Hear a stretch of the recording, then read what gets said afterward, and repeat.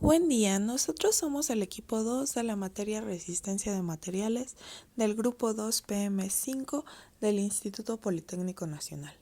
Vamos a hablarles de las imperfecciones cristalinas. Nuestro equipo se encuentra conformado por Arrona Herrera, Alan Josué, Hernández Bernardo Estefanía, Juárez Elizarraz Sandra, Sánchez Martínez Jaime y su servidora Selene Lisset Santillán Plaza. El objetivo de esta presentación es entender la relevancia que tienen las imperfecciones cristalinas en el estudio de resistencia de materiales, partiendo de conceptos básicos de cristalografía, tales como lo son los tipos de cristales, su formación, las estructuras cristalinas y los sistemas cristalinos que los conforman, para posteriormente abordar los tipos de imperfecciones, así como sus aplicaciones.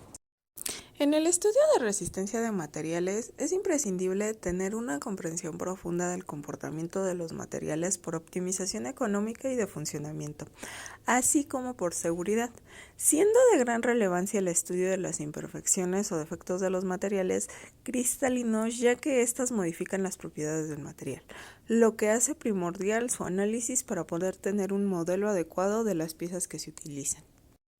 Para poder tener una correcta comprensión del tema, tenemos que saber algunos conceptos claves para el estudio de las imperfecciones cristalinas, tales como lo son cristal, sólido homogéneo que presenta una estructura interna ordenada de sus partículas reticulares, sean átomos, iones o moléculas.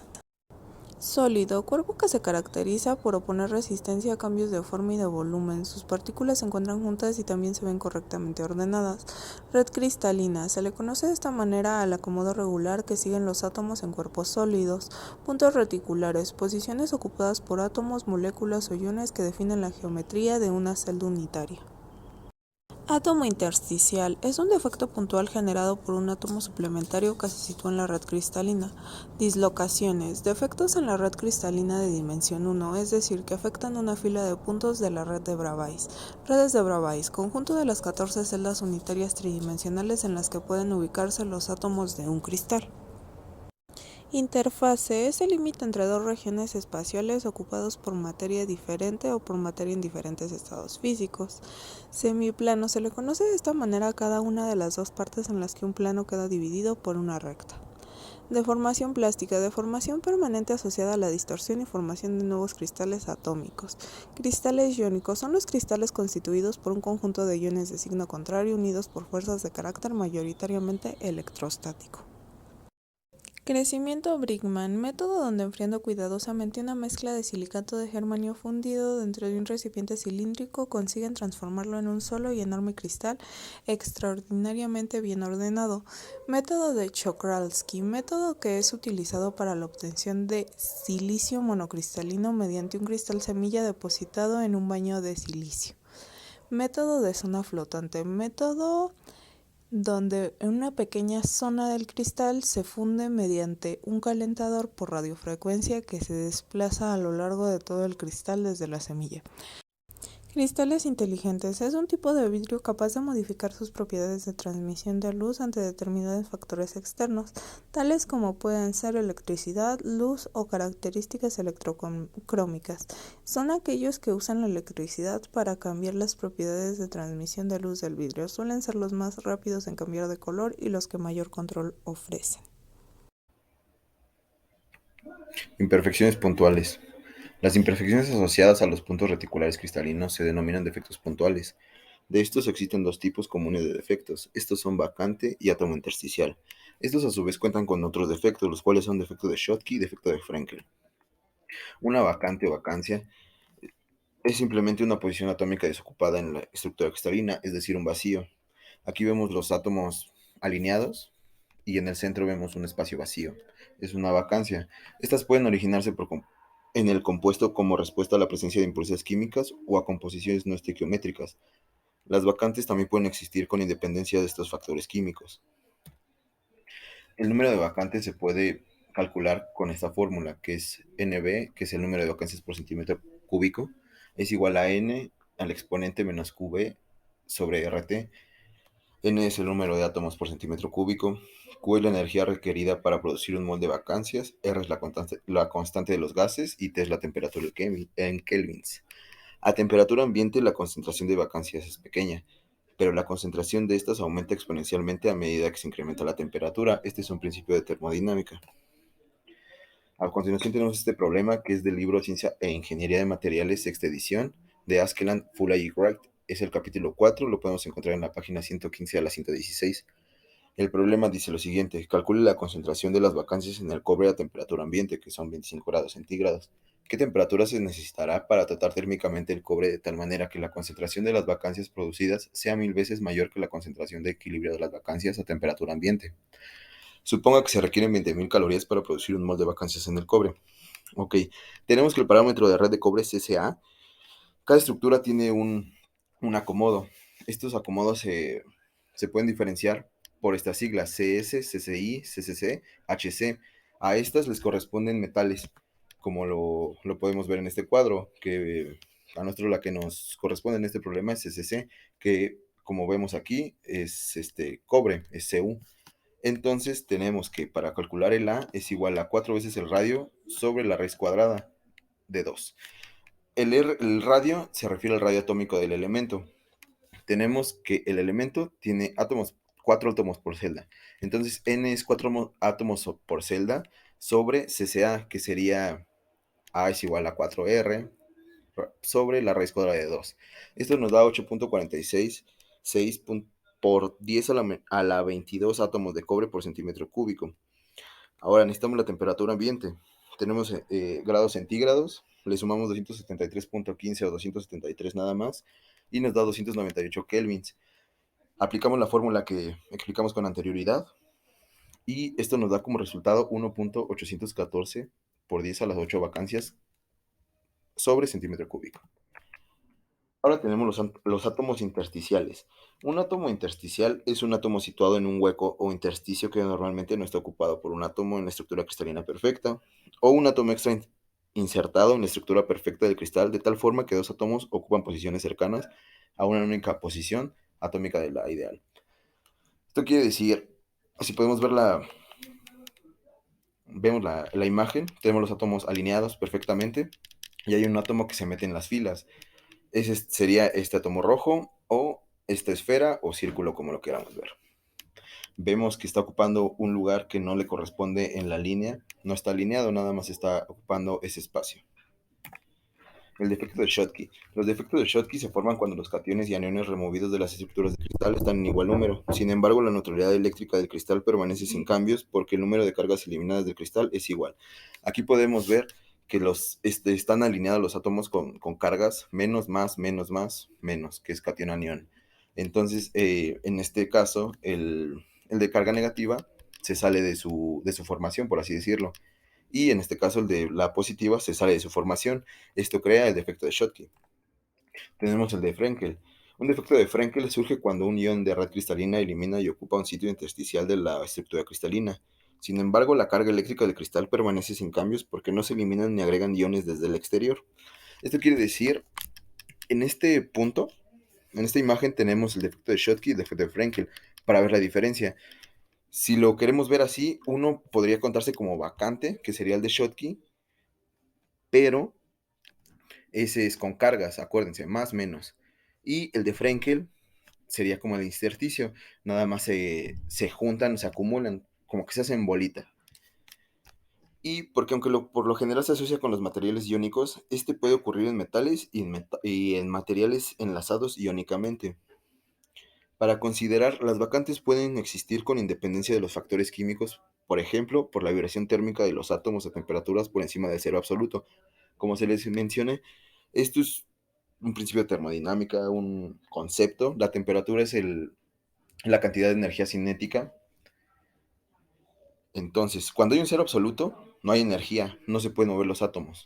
Cuando empieza a incrementar la temperatura, es cuando se empiezan a cargar de energía y por eso pueden saltarse del lugar o pueden meterse en un lugar que no les corresponde, como son las vacantes y los intersticios.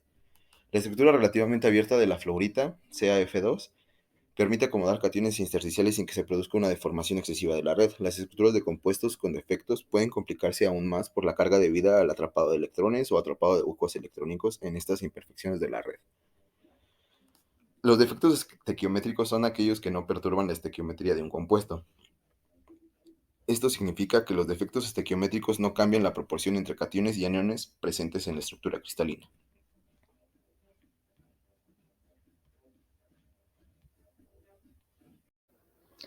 Bueno, me tocó el tema de imperfecciones lineales. ¿Cómo se dan las imperfecciones lineales? Bueno, estas se dan al deformar un metal plásticamente. Se comprueba que el esfuerzo realizado es muy inferior al límite elástico teórico. Esto nos lleva a la conclusión de que el deslizamiento no se produce en los átomos por un simple movimiento de una etapa de los átomos con respecto a otra, sino que debe existir algún tipo de debilidad mecánica en los cristales reales que sea la causa de que el deslizamiento se produzca, aún con la aplicación de pequeños esfuerzos.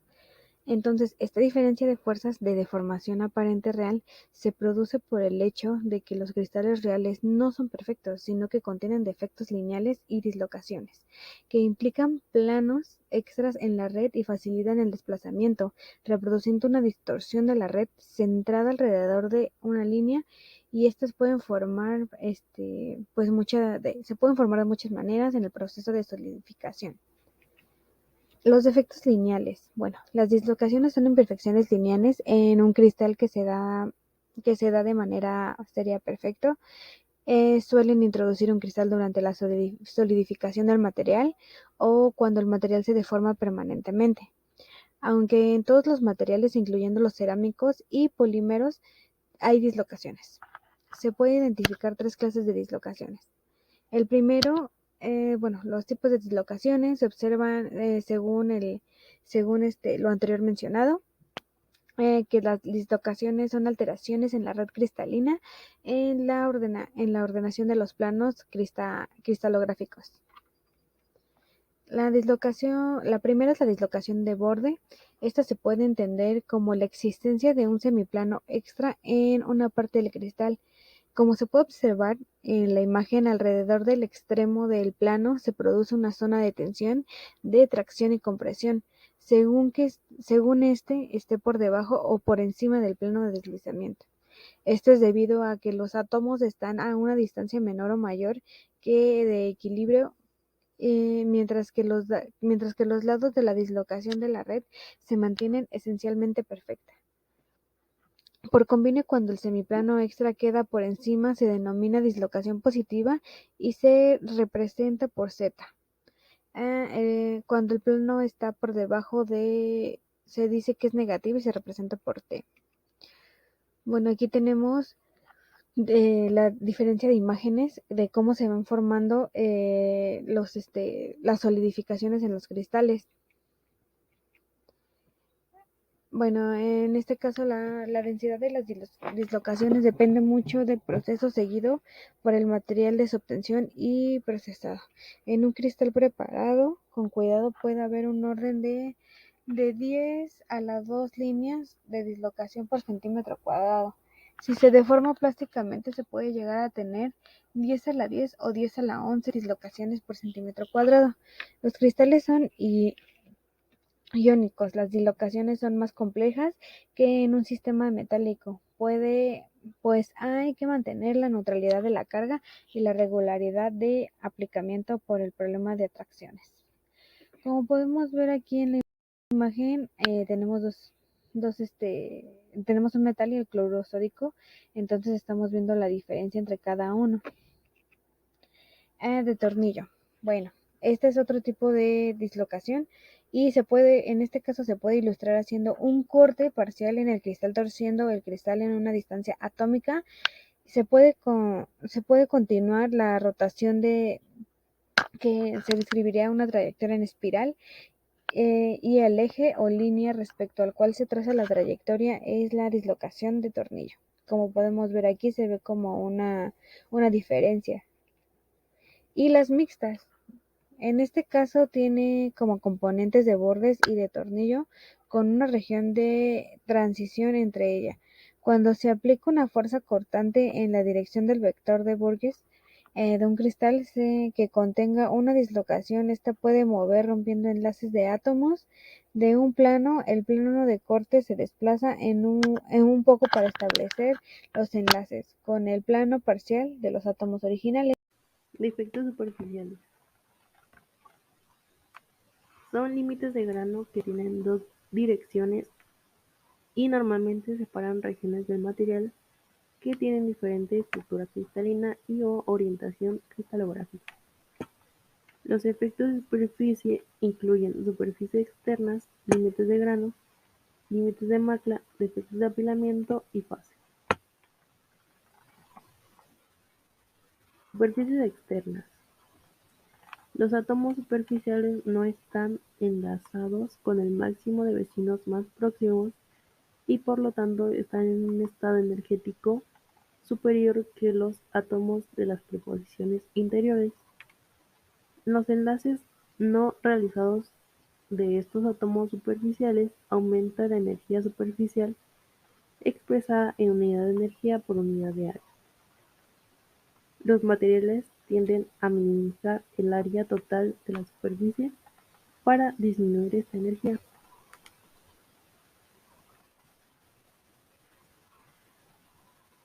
Los sólidos cristalinos en general están formados no por un único cristal, sino por una gran cantidad de pequeños cristales orientados al azar y unidos entre ellos por fuerzas de enlace. Esta situación se produce en el proceso de solidificación, formándose los denominados materiales policristalinos. A cada cristal individual se le denomina grano. Límite de grano. Cuando la diferencia de orientaciones es pequeña, del orden de unos pocos grados, se denomina límite de grano de ángulo pequeño. El límite de grano de ángulo pequeño genera al alinearse dislocaciones de cuña. Límites de grano de ángulos pequeños torsionados se generan al formarse dislocaciones helicoidales o frecuentemente se denominan subgranos a las regiones de material separadas por límites de grano de ángulos pequeños.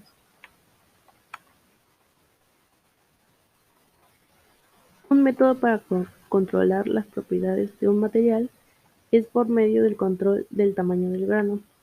Al reducir el tamaño del grano, se incrementa el número de granos y por lo tanto aumenta la cantidad del área de los límites de los granos.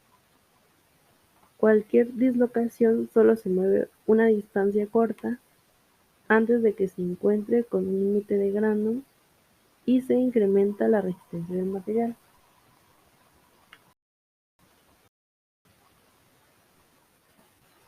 Límites de macla.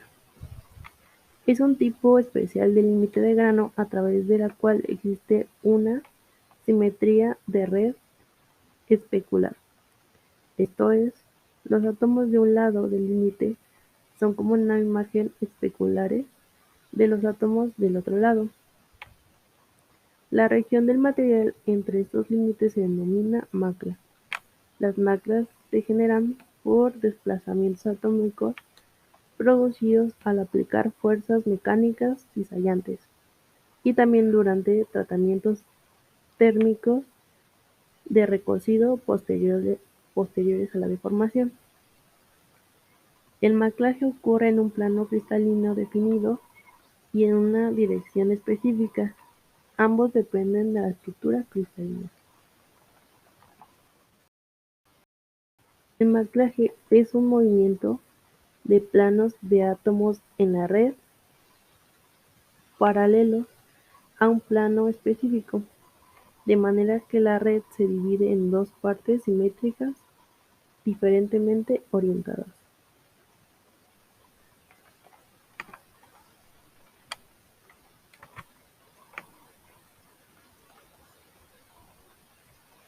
Relaciones cristalinas. El cristal ideal es un paragón de orden y estructura. Los átomos que lo componen se distribuyen en un plano geométrico que se repite una y otra vez como los motivos de un piso de la balosa, pero en 3 dimensiones. El cristal amorfo es un material, no siempre es totalmente ordenado, es totalmente desordenado, así que podemos encontrar todo tipo de degradación continua en los materiales que nos lleva desde los perfectamente ordenados hasta los desordenados. El material inorgánico es una estructura cristalina de los materiales inorgánicos a los motivos respectivos del átomo a iones enlazados entre sí, de modo que generalmente se distinguen unidades aisladas y de ahí su estabilidad y dureza. Como por decir el carbono, los distintos modos de empaque de los átomos y moléculas de un cristal llamadas fases poliamorfas. Como ejemplo podemos encontrar las propiedades de los elementos químicos del carbono que se representan en la naturaleza como dos formas distintas cristalinas, el diamante y el grafito. El grafito es un material negro blando y con estructura lubricante excelente que sugiere que sus átomos deben de estar distribuidos de un modo que puedan entenderse sus propiedades. Y por el contrario, el diamante es un material transparente y muy duro y sus átomos están fijamente unidos. El diamante es considerado una sustancia muy dura, es la sustancia más dura de la Tierra y el carbono puro es un carbono duro comprimido en una estructura cristalina cúbica y compacta. Es utilizado para barrenas. Los diamantes se incrustan en la punta de las barrenas para perforar la dureza de las rocas. El cuarzo. Las distintas formas de la calcedonina. A muchas de las variedades cristalinas del cuarzo se usan como gamas y otros ordenamientos. Las rocas de cristal puro se utilizan en equipos ópticos y electrónicos. Como arena, el cuarzo se utiliza como profusión de una fabricación de vidrio y de los ladrillos de sílice, como el cemento y la argamasa. El silicio se utiliza como integrante de aleaciones para dar mayor resistencia al aluminio, magnesio, cobre y otros materiales. Los cristales de sal. Es sal pura o cloruro de sodio cristalizada a partir del agua destilada del cristal. Está formado por una red cúbica de iones sodio y cloro. El crecimiento aislado de Bingham. Frank Frozen y sus colegas hacen crecer los cristales de alta calidad utilizando un método tan asombroso como cualquier truco de sortilegios. El crecimiento aislado de Bingham. Cuando el crecimiento de los cristales actúa en el contacto de la pared del recipiente, está empujada a los cristales, produciendo una dislocación de su alineamientos. A esto se le llama efectos y se puede producir una pérdida del desempeño del cristal. Bueno, los pasos. La carga o la semilla se colocan en el crisol. El proceso conservador no se agrega ni se quita ningún material a partir de la fase sólida o líquida, excepto por la cristalización. El gradiente axial de la temperatura se impone a lo largo del crisol. Se siembra la parte de la semilla fundida. El crecimiento, la interfaz es variable moviendo el envase o el gradiente.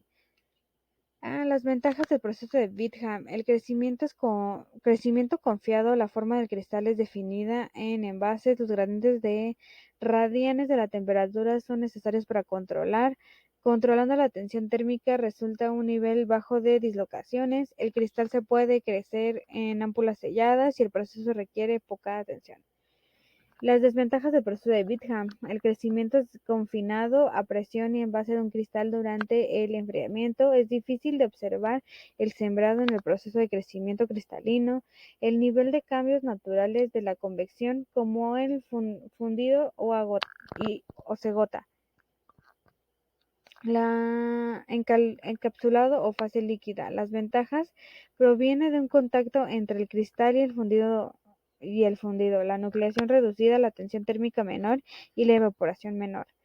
El encapsulado en la fase líquida. Sus propiedades de un buen encapsulado es una temperatura de fusión menor del cristal, de baja presión, de vapor, densidad menor a la densidad de fundido y no reacciona con el fundido.